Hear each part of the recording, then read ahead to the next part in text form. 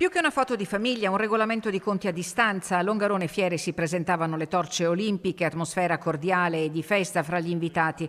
In assetto da quasi parata i pezzi da 90 di Fratelli d'Italia e Lega, impegnati in queste ore in una trattativa per la scelta del candidato presidente delle prossime regionali.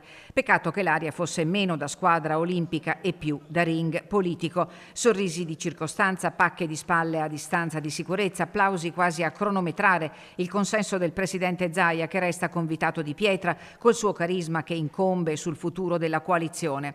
Il presidente a fine corsa, Lega e Fratelli d'Italia ai ferri corti per il dopo. Ai margini l'assessore Bottacin, alle prese con le polemiche incandescenti sulle interviste pagate e la pubblicità istituzionale che rivendica essere state fatte in trasparenza e rispetto delle delibere.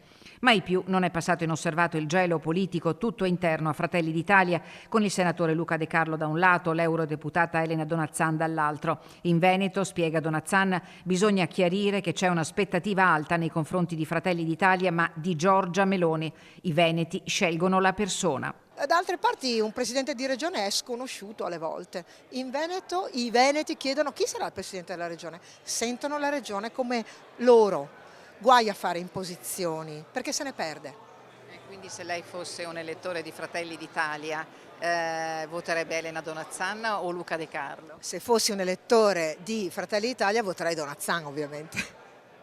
All'ombra delle torce spente a Longarone così si consuma un nuovo capitolo della resa dei conti nel centrodestra veneto, che fatica a mostrarsi unito con l'incognita della data del voto. Nelle scorse ore quella del 9 novembre, che circola insistentemente a Palazzo Ferrofini, ma per ora resta solo un'ipotesi.